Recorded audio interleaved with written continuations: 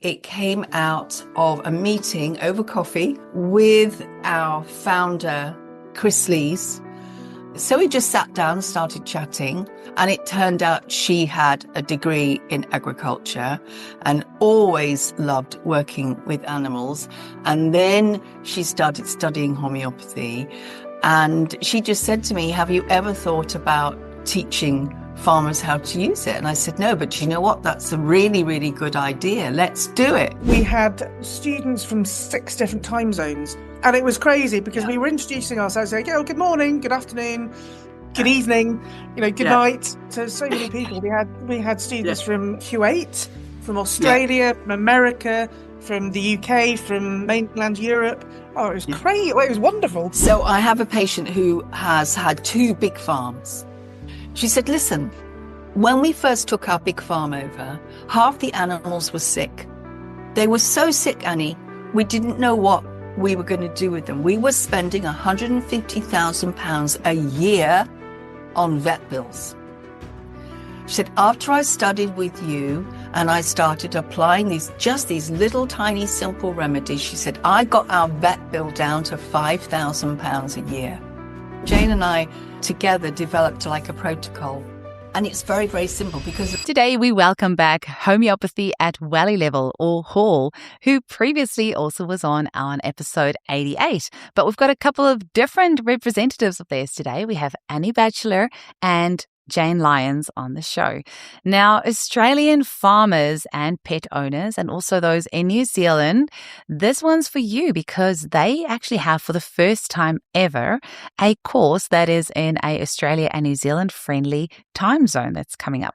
So if you want to register for that, it starts on the 15th of April. The website is hawl.co.uk. So you can find out a bit more there. And if you know somebody who has a small holding or a large farm or just works with a lot of animals, please forward this episode to them because we can really make a huge difference in the lives of so many animals and farmers if we teach them how they can use homeopathy. So thank you so much for listening, and check out hawl.co.uk. Welcome to the Homeopathy Hangout Podcast, where we discuss all things homeopathy from around the world. And now our mum and your host, Eugenie Kruger. Hello, homies, and welcome back to Homeopathy Hangout, where today we don't have just one, but 2 lovely guests for you from the UK. We have got Annie Batchelor and Jayne Lyons from Homeopathy at Wellie Level. Welcome to the show, ladies.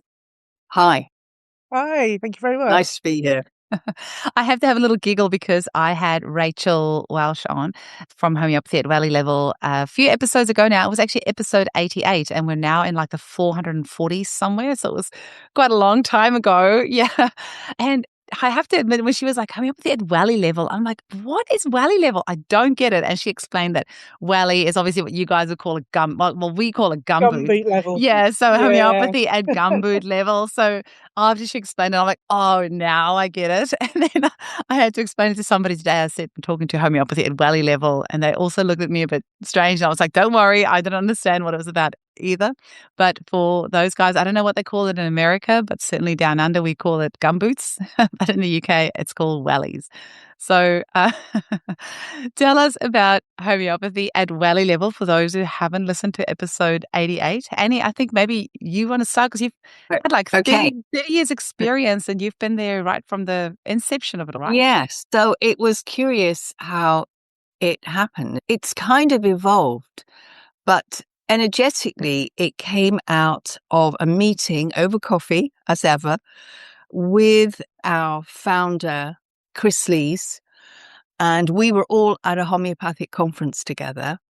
And I was trying to find out how to get hold of a cup of coffee. And we literally bumped into each other in this kind of weird cafeteria place you know what universities are like when it's the vacation and it's kind of echoey and hollow. And we were very early arriving. So we just sat down and started chatting. And it turned out she had a degree in agriculture and always loved working with animals. And then she started studying homeopathy. And she just said to me, "Have you ever thought about teaching farmers how to use it. And I said, no, but you know what? That's a really, really good idea. Let's do it. And that was it. That was the get-go. It was very quick after that. We met as a veterinary homeopath at the conference, and very, very quickly we formed a team of 6 people. And from the very early meetings, I knew in my head, I kind of had a very clear idea of how I would like to deliver that kind of course, because I'd already been involved in teaching people. So I kind of had my handle on what the course objective should be and how to break it down into bite sizes. So it just flowed. Honestly, it was like we were all meant to work together, and it just flowed. It was quite incredible how quickly it got established. So yeah, that's our miraculous story of the beginning of HAWL. I really love that. And I don't think we actually have that part covered in episode 88, because I certainly don't remember hearing that part, but that is really cool. Plus, I was talking so much at the start that I forgot to ask you the main question that I ask all my guests when I start. And Jayne, it's your turn after Annie. Annie, how were you first introduced to homeopathy? I'm doing it the wrong way around today.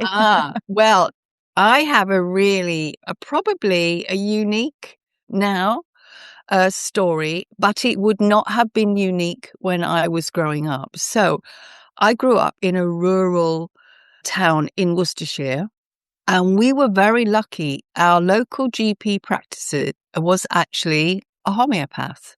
They were called the Doctors Marshall Wilson, and they had for generations been homeopaths. So I didn't know really what was going on. I trotted along one year with some, like you do when you're a teenager, bad period pains and so on. And this lovely guy just listened and nodded sagely and asked me a few questions, and just made me feel so relaxed and so trusting in him.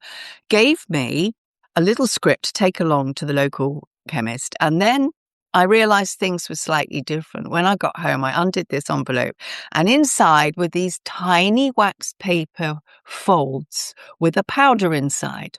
So this is how the old school used to do it. And I think a few people still do. So also my parents were into naturopathy and growing their stuff organically way before it became a thing. So by the time, speed forward, I go to university, and this has been my life. I keep bumping into people who know about what I'm talking about. This is quite a novel experience, for some of us, because we're way out on the fringe here. In between my growing up and going to university, homeopathy started to be talked about a little bit more. And I got referred to a GP like you used to sign on when you went to uni. I don't think this happens anymore. And you'd go meet your GP. Does this sound quaint or what? And this man, who looked to me like he was about 104, said to me, "Oh, my dear, what have you been treated with?" And I told him, and he said, "And what were you given?" And I said, "Well, do you know, I think it was something called HAWL or something." And he went, "Was it indeed?" And he kind of twinkled at me and he said, "Well, that was homeopathy, my dear. How fortunate you are." And I thought, oh, okay. So now whiz on, and I'm doing my postgraduate qualification. And I'm literally next in a big workstation room. I'm literally next to a French woman who is bringing in all these remedies. "Oh," she says, "has anyone got a cold? I have this wonderful remedy from France." And so every time we had a hangover, she produced Nux vomica and stuff. So then, after a long story, I got married, we ended up in Cornwall. We had our own small holding, but I had to finish off a teaching contract in Birmingham. So I'm driving down, and one Saturday morning, I got up, and downstairs on the mat was a flyer from the first ever homeopathic college, attending you had to drive up to an annex in Devon somewhere. But it was the first ever homeopathic college. To this day, I do not know how this leaflet got delivered to my door, because we were still in the process of moving in. Well, dear listeners, the rest is history. I applied and got accepted. Amazing. And that's it. It changed the course of my life. And I realized I could study and just loved it. The first weekend I went on an attending course, I felt like I'd come home. It was the most extraordinary feeling. I loved every second of it. You have given me loving it. all over goosebumps. That is Definitely one of the best intro stories. And you know how we always joke, like homeopathy will find you if it wants you? It'll find you. Like that Yeah. flyer like appearing at your house. I think you would have been Yeah. struck down by lightning if you didn't become a Oh, homeopath. 100%. And, I mean, I could bore you for hours. It's a really good after dinner story about the journey to go to my interview because it was just awful. Every obstacle was put in my way and I was so determined to get there. And they waited for me. Wow. It was just incredible. I was hours late as a result of bank holiday traffic and all, because I'd never lived in Cornwall and I had no idea what holiday traffic meant. And I'm like, oh yeah, yeah. And you didn't have a cell phone that you could just like text them on my No, way. no, we're old school. You hardly had a main line. Wow, holy moly. Well, you are a great educator. I love your storytelling. So it's great that you're able to combine the education with the homeopathy and actually get it out Yeah. that way. It's great. My real reason for studying was I had a small holding with animals, and I learned fairly early on how scary it was to use the veterinary side because there wasn't always an answer to the situations I was discovering. And, I did that thing that Hahnemann did. I thought, I can't give anyone any chemicals, any treatment that I have a worry over what it's going to do to them. And I know he felt that about his children. So, yeah, just to fill in the blank there about my contact with animals. So, yeah. Oh, I love that. I've used homeopathy on my animals for years as well and saved a lot of vet bills along the way. Vets are wonderful, so grateful for them. But I always think if you can save your animal the stress of having to load them into a car, take them to a strange place, why wouldn't you? Indeed. Jayne, I would love to hear your story of how you found homeopathy or how it Yeah, found absolutely. you. I would just like to say that we are so blessed that actually, Annie, you made it to that teaching course and that they waited for you because you are just, yeah, you're fun. You're absolutely fantastic. I'm very much in awe of you. But in terms of sort of my journey, it's probably a little bit more mundane than Annie's. But I've been using homeopathy since I was extremely young, without even realizing it actually, because my mum, the eldest of three, and my mum has always used it with us in conjunction with allopathic medicine when we were growing up and continues to thrive, bless her.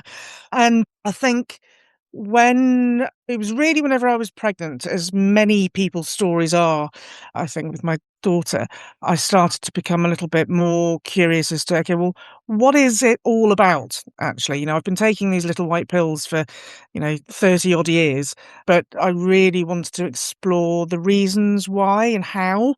I think I just became a little bit more curious. I was actually in British Army for 20 years, so quite a different calling, if you like, whenever I was younger. I don't know if anyone's heard of the second stage of life, but they say that, sometimes when you're in your sort of late 30s, 40s, even early 50s, you can not necessarily change course, but who you are and your sort of raison d'etre can change. Your reason for things and being can change. And I think I've definitely found my second stage of life, most definitely. So after I was pregnant whenever I was still serving in the army, and I was fortunate enough to be able to take nearly a year on maternity leave. And at the time when I was just going on maternity leave, we also moved. I live in Wales now, and my homeopath, who I've been seeing from you, family friend as well, suggested that I go to see a wonderful teacher and homeopath called Linda Gwilym, who runs the Welsh School of Homeopathy here in Wales. So I went there as she was very experienced with pregnancy, childbirth, and young children, as well as everything else. So I went there, and I think this is, again, like Annie, is where the universe just sort of comes in, whether you want it to or not, just to show you where you're supposed to be. Because as during one of our consultations, I saw a leaflet that was advertising the Welsh School of Homeopathy's introduction day to homeopathy. So it was only a day, and I was on maternity leave at the time. So I thought, oh, well, I'll just go along because, I want to know a little bit more. So I did, and I was like, I need more. I cannot just do one day. I really want to study. So I explained my situation to her, in that, I was going back to the army, and I may not be able to fully commit to every weekend that was required if I was, sent away and so on. Although in the back of my mind, I already had an idea that, I've now got my daughter. I need to start my transition out of the army, give some stability. I want to be at home now. I've done my time. It's time to move on to something else. But I didn't at that point really know what it was. So they were wonderful. They said, yes, of course, I'm sure we can work around you. And so I started the course, and it was about halfway through that first year that I just knew that this was where my life was going.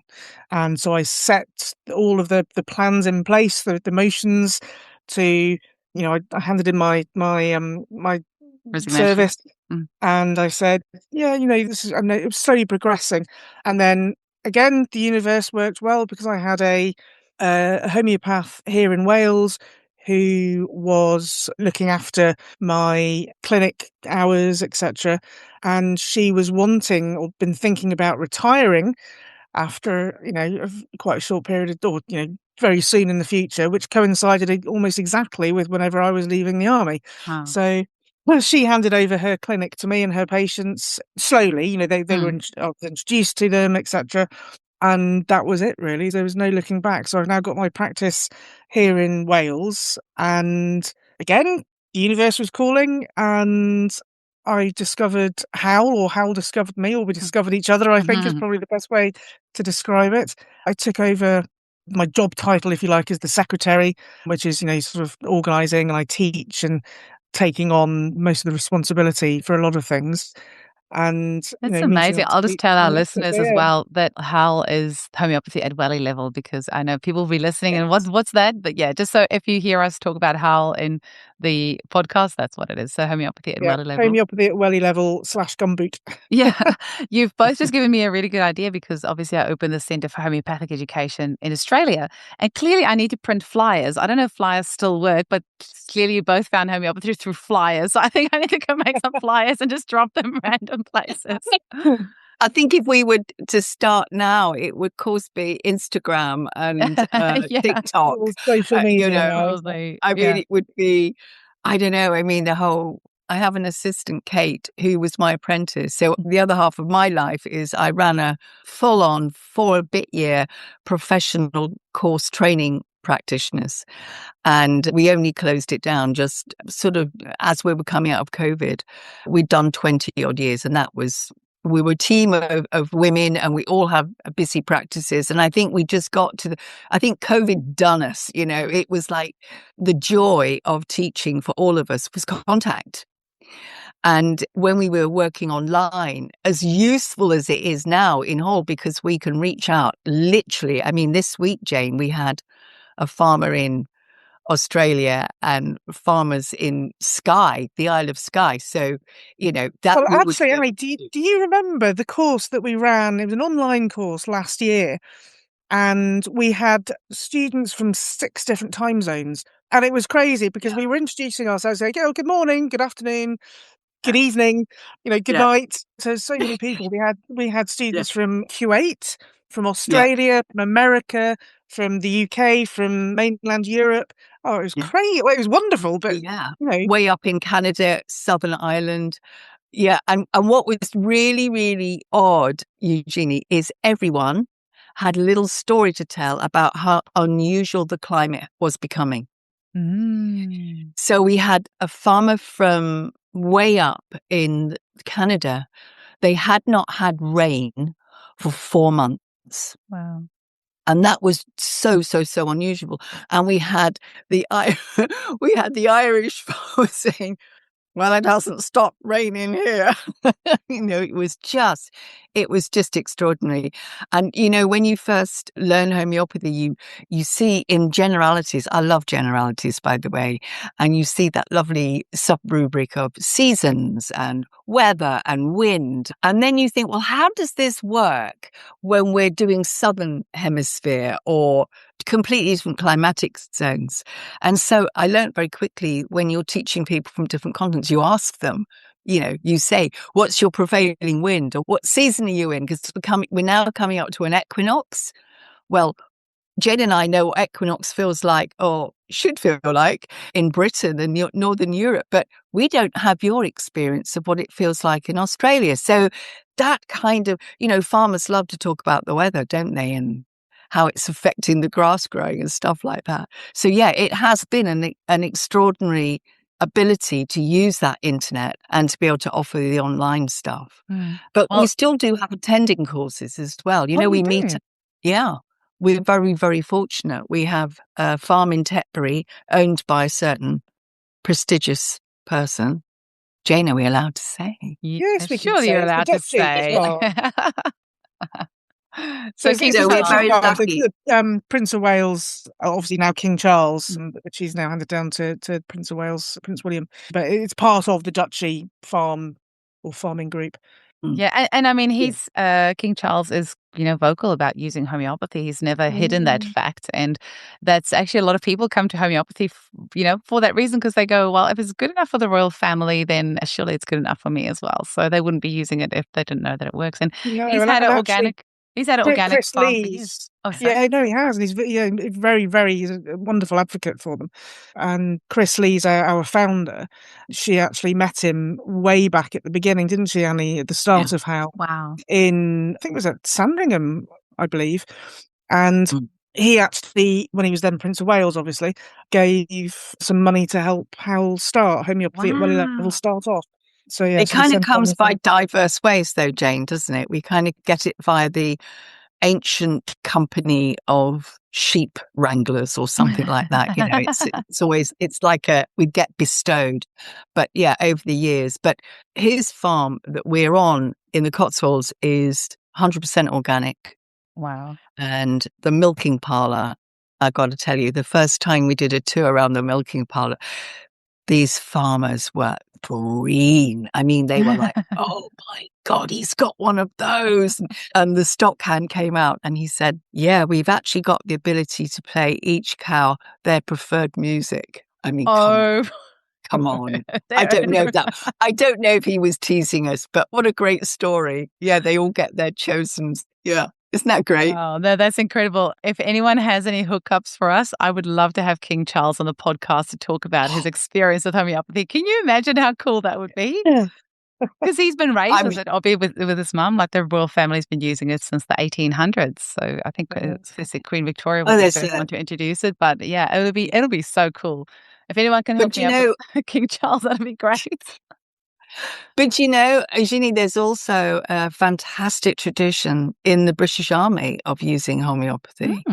Did not know that. When we were living in West Cornwall, I had a patient who was a researcher, historian at the V&A, and she used to ask me all these questions about the people involved with it. And one day she said to me, do you know what? I'm going to go off and have a look in our research index. Now, bear in mind, this is pre-digital. So you physically had to go to the archives to find something. And her specialism was she was writing a book about an officer in the British Army in India. So that was her research topic. So she bumped up against homeopathy in his diaries. He mentions using these little pills. Isn't that cool? So she comes back for her next appointment and she's in a state of distress. And I said, Liz, what's the matter? What's the matter? Are you okay? She said, I am so distressed, Annie. She said, there's not one single reference to James Tyler Kent in our entire archive. And I said, are you sure? Because we'd been talking about the first repertory and stuff like that. And she looked at me and she gave me a very straight look and she said, there's only one reason for this not to be there. It has been removed. And it was at that point I started to realize that my rather optimistic Pollyanna view of homeopathy in the world wasn't liked by everyone. Because, you're probably like me, you probably think, well, anyone who's tried it goes, well, what's all the fuss about? Of course it works. But yeah, so we talked about it often. And she and her husband used to come see me, and they were both extremely serious academics, and they were shocked. They were as shocked as I was. So isn't that interesting?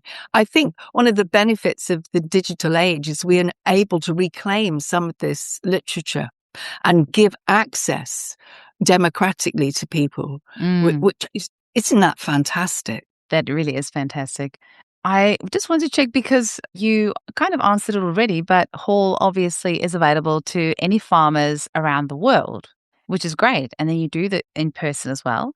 But then you particularly have a Australia and New Zealand, or your first ever Australia and New Zealand course. Does that, you're not doing it physically in Australia and New Zealand, it's just like an Australia and New Zealand friendly time zone and geared towards Australia and New Zealand. Is that right? Indeed. Indeed. Yeah. Can you tell us a bit about that? Yeah. Like, what will you cover? How is it taught? When does it start? How do people join up on that? Jayne, do you want to talk about you sort of the detail? Yeah, sure. And then you can expand as you're very good at. So the sort of administratingly, I suppose, we're very excited actually because we've had several farmers and pet owners actually. It's not limited to farmers. We're not exclusive. And of course, the wonderful thing about homeopathy is it's not species specific. So, what works for a cow, a sheep, a goat equally works for a goldfish, a dog, a cat, a human. We're all animals at the end of the day. So although we obviously started initially for farmers, it's open to absolutely anyone who wants to learn more about how to use homeopathy with their animals and themselves, and their friends and family. And we've had several patients who have gone back after some of our sessions and come back to us and said, "Oh, I used this on my daughter, and it was amazing," etc. So we're not exclusive, but we've had several farmers from Australia and New Zealand on our courses. But we feel for them so much because it's middle of the night, extremely late at night with them when we run our time because it's UK time. So we decided that we would switch roles. We would be the ones that would be getting up very, very early in the morning to make it more accessible to farmers in Australia and New Zealand. So we've got our very first course starting on the Wednesday, the 15th of April. It's going to be from 4 to 8 p.m. New South Wales time. And it's 7 sessions. Just so the course content and the syllabus is exactly the same as what we do for the rest of the year. 7 sessions, 4 hours each week. 4 hours on Zoom is pretty much what people can stand with a couple of breaks. Any more than that, it just gets a little bit, your brain just gets fried. So yeah, 7 sessions starting on Wednesday, the 15th of April. We're very excited about it. You're also clever to do it in April because then daylight saving finishes over east, and then there's only it's a bit less of a time difference to what you normally have. So that was good thinking. Yeah. We should claim that, Jayne. We should have said, yeah, that was deliberate. Of course that was deliberate. It also fitted in with everything else that was going on. So No, that's brilliant. So can people join the course? Do they have to join on their date? Because I'm just thinking of when the episode's going to come out. Or can people join if they find this episode, say, a week or two later after the course has started, can they still join in? So I would probably say if they miss the first session, we can always catch them up. But we tend to say that actually you do need to come to every session because it's very progressive. And we take you we do start with assuming no knowledge whatsoever. And actually we've had, haven't we, Annie, some homeopathic first year students on courses who have taken our courses and they've said, wow, we actually have learnt in a different way, something different to even our human homeopathic course here in the UK. Yeah. So even if you have used homeopathy a little bit or know a bit about it, although we still go from zero knowledge or assuming that, so we start really back to introducing the principles, and Annie will talk about the syllabus. It takes you all the way through to then at the end, getting that remedy for the animal or human. And yeah. And plant as well. Don't you do agri-homeopathy as well? We mention it in passing, but that is such a vast subject in its own right. And I think it's quite transferable, once you've learnt the basic how to. So if you can imagine that what we're doing is giving, first of all, a very, very clear foundation. We're grounding them in, why did this method evolve? And what is the difference between, I like very much to point out the difference between conventional medicine and homeopathy, because I think it helps us explain and get over this idea of when we collect as much information as possible, why are we including so much diverse information about this animal? Because we're trying to build up a picture of a state. And that's so different from conventional diagnosis, when really you're doing the opposite. You're narrowing it down further and further and further until you just get to a basic description of what is actually happening in the pathophysiology. And it's that learning that construct at the beginning, which sets this template. And then they can add on stuff. So as we go through, and what's exciting about the online course is they do, in a kind of minor way, what we all do on big courses. They start with very simple stuff like tiny cases, and they end up with, well, now I've got this conservation breed and there's only 33 of them left in the country, and she's getting old and I want to look after her, but she's got arthritis. What can I do? So now we're looking at chronic diseases. So on the online course, we go right up to the whole of age and stage care. On the attending course, we don't have time to do that, but we take them halfway there. So yeah, and then what we do on top of that is we offer webinars. So these are like lunchtime specials where, you can eat your sandwich and tune in. And this week we did one on pests, parasite, ticks, fleas, and so on. And it's just another, in that one I talk about plants and herbs and tinctures and oils as well as remedies. So they're really good fun, actually, because you can scatter your seed wide. So yeah, it's the building blocks of it. So each day attending, if you like, each 4-hour block represents one more step of the ziggurat. We're gradually adding more and more and more information until at the end they are able, as we would say in people medicine, we would say, taking the case, analyzing what needs to be cured, repertorizing the symptoms that we've discovered. And that's an interesting journey, isn't it? When you say to a group of students, what are the symptoms? And they immediately, the ones who have not come into this with any prior knowledge will say things like, well, the milk count was up. Well, how do you know that? Did the cow tell you? So you have to take them back away from the technology that they've all been inculcated as farmers into doing certain things. Oh, well, she needed an antibiotic. Well, why did she need an antibiotic? So it's really, from our point of view, it keeps us on our toes, because what we're thinking about all the time is why does homeopathy do this?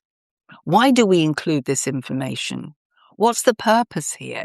There must be a purpose. Otherwise, I'm a busy farmer. If you're not going to give me information that I'm not going to use at the end of the day, I'm not going to bother. Yeah. And it has to have results. So can I tell you a little story about what happened to me yesterday? Yeah, please. So I have a patient who has had 2 big farms, and they're in a bit of a transition at the moment. They're not sure whether they're going to get another farm or move away.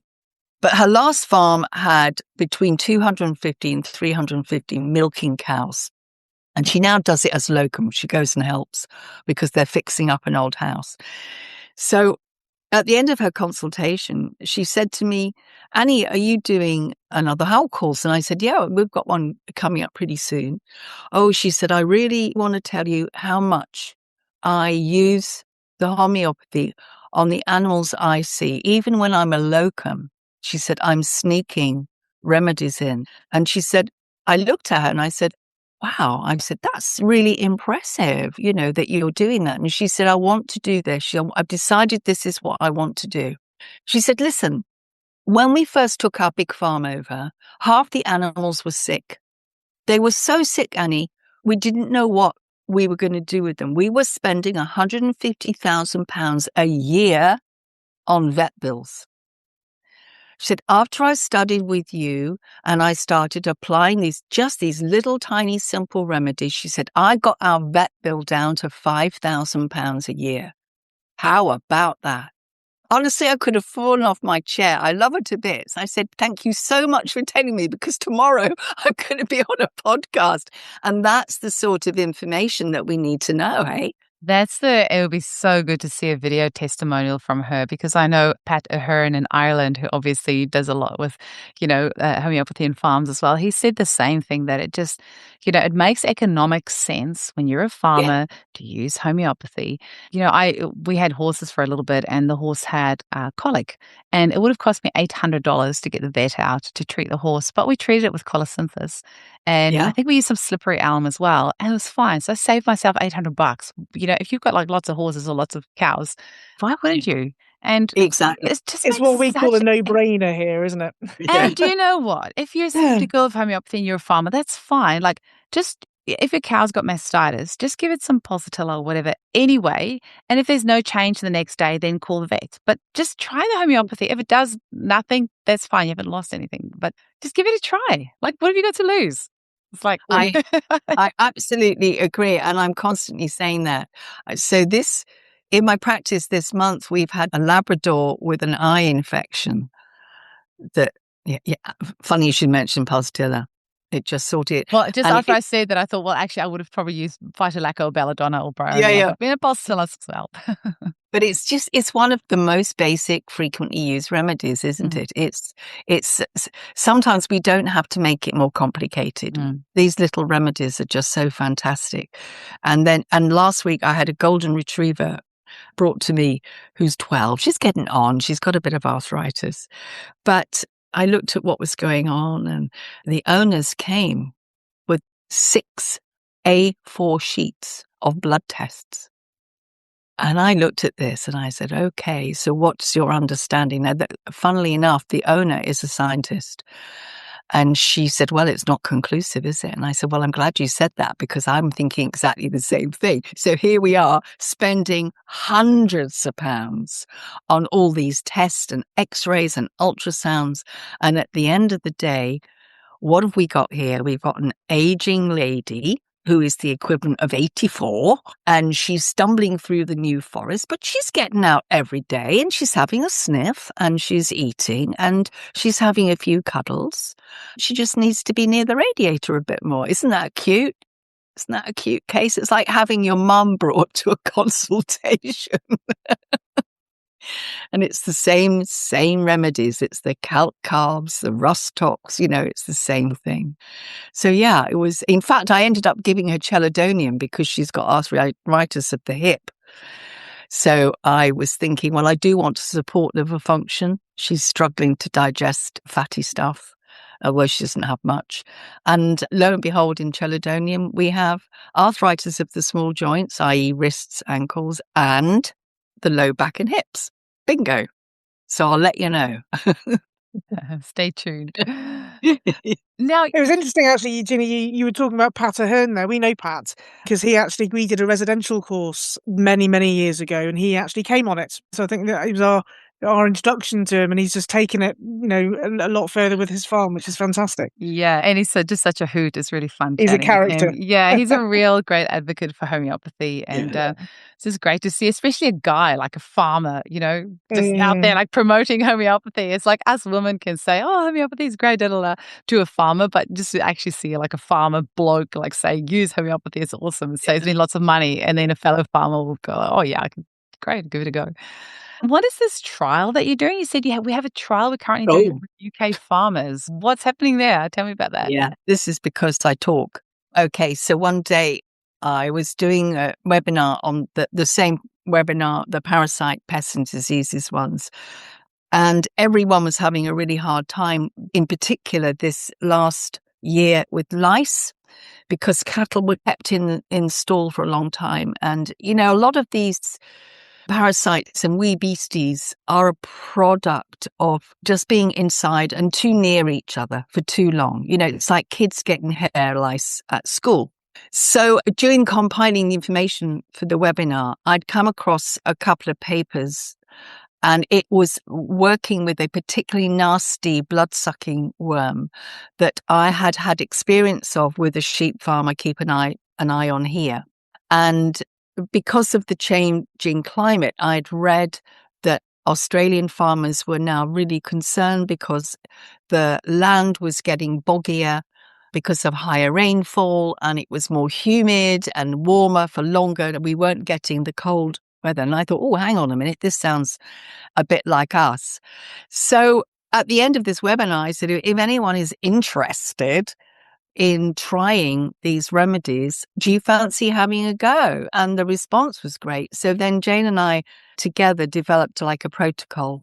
And it's very, very simple, because at the moment we called it a field study because it's not this big, posh, university-run thing. It's just a bunch of people, farmers and homeopaths and vet homeopaths. And we're just trying to see, particularly for this one type of worm, but it will also affect other worms too. So we're just using 2 remedies. One that we know will have a great affinity for the blood, and the second will have a great affinity for the digestive processes, because what this worm does is it actually gets into the gut and it interferes with the gut biome. So you get blood loss in the stool, therefore you get great weakness and the animals don't thrive. So the 2 main remedies we're using are ferrophos and arsenicum in combination, very simple, in water. Every time you move them, you in a fresh trough, you put more in, and the dosing couldn't be simpler. It's just diluting it in jam jars or whatever. It's not, we're not fussing here. We've got to make it really practical, really easy. And if you're in any doubt, if you have like heavy rainfall or you've got new stock that arrived, you dose it again. So it's very, very simple, Eugenie. We're keeping it simple. We just want people to walk the land, do the obs, check the animals' rear ends, check their stools before they begin. And then during the trial, they keep checking and they keep looking. Now, I had this one sheep farm last year. We're in a meat club and they deliver our meat for us once a month. They do chickens and beef and stuff like this. And as he was standing on the door, said, this is how my life is. And I said, oh, by the way, Mark, I've got a little notion about running a field try on worms. Do you fancy hopping on? And he said, yeah, what do I need? And he's getting in the car and I'm saying, arsenicum and ferrophos, mix them together. And he said, okay. So the whole summer goes on and we get into the autumn. And I said to him, oh, by the by, how did you get on with the remedies? Oh, he said, fantastic. No problems with worms this year. So on the strength of that, I thought, right, okay, we're going to tell other people about it. Now we have a third remedy, which we use on very, very young stock. So if they've been affected by the mothers being maybe struggling to overcome these worms before we start the trial, quite often the calves or the lambs are a little underweight and don't have that resilience. So we give them calc carb. So that's the only exception. When you notice an animal's not thriving, you pop them some calc carb in the water too. Otherwise, it's just those 2 remedies. So we're just appealing to everyone. So if it appeals to anyone listening to your podcast and they fancy having a go, then please contact me via HAWL and it will get to me and let me know how you're getting on. Amazing. So give us all your contact details. Where can people get hold of you? How can they sign up for the course? Yeah. Okay. So do you send out like a pro forma afterwards and stuff like that with contacts on? It'll be in the show notes. So if you, you did send me through some things, which I'll put in the show notes. But if there's anything else you want on there, just let me know. But it's always just nice on the podcast itself as well to just let people know how they can get hold of you. So for me, it's just very straightforward. If they're interested in it, it's Annie Batchelor, rshom @mac.com. They can also contact me via HAWL. That's the easiest thing. I'm also on WhatsApp, just as Annie Batchelor. And WhatsApp I use a lot in my practice because people send me photos and little videos of what's going on. And that's invaluable when you've got long distance patients. My patients are fairly international, but my kind of nub of my practice is here in Salisbury. So yeah, please contact me, and either by email or WhatsApp text, it will get to me. Or you can go via Jayne, and Jayne will give you her details. Yeah, so to contact us at Homeopathy at Wellie Level, then we've also got a website, www.hawl.co.uk, and you can email me secretary@howl.co.uk. But I've given you that information as well, Eugenie, so that's you on can, there as you can well. send that out. And what I did want to say was what I love about HAWL and being involved with it is not just sharing, all of our knowledge and experience and helping people and animals, but also it's our support that we give afterwards. And the community that we've got now is probably nearly 800 farmers Wow. across the world who what we call them our HAWL family. They're HAWL farmers, whether they like it or not. They've done the course, they're ours. But they've also got their own little community. So, what we find is that a lot of courses will create their own WhatsApp group and they'll stay in touch, or a Facebook group. And we've got Facebook groups as well for either locations. So we've got one for the southwest of England. We've got one for Australia and New Zealand. We've got one for North America. We've got one that's sheep specific, dairy specific, beef cattle. And as Annie mentioned earlier, we do a lot of webinars which cover the topics that we just don't have time to in the course. It sort of it takes their knowledge that little bit further, dealing with specific issues like birthing remedies or parasites, as Annie did yesterday, and so on. And we've also got, which we're very fortunate, one of our homeopathic vets runs our homeopathic vet helpline for free. So, when people become members of HAWL, then they've got that ongoing homeopathic vet support, for forever, really, which is That's great. incredible. So it's just really, it's not just you do the course and we give you, we high five you and, we'll see you at some point, where it really is a community, which is what homeopathy is all about, isn't it? It really is. Thank you so much, ladies, for coming and sharing this. This is great. I mean, like I said, it was ages ago that we had Rachel on. So it's been great to have like a little update and see what you're all up to. So I hope the farmers get on board. And at the end of the day, all of us win when the farmers are using healthier practices for all of us. So the animals win, the land wins, Mother Earth wins. We all win by eating healthier food. And it's just a win-win all around. So thank you for everything that you do. Our pleasure. Thank you for inviting me. It's a pleasure. Chat soon. Bye. Bye.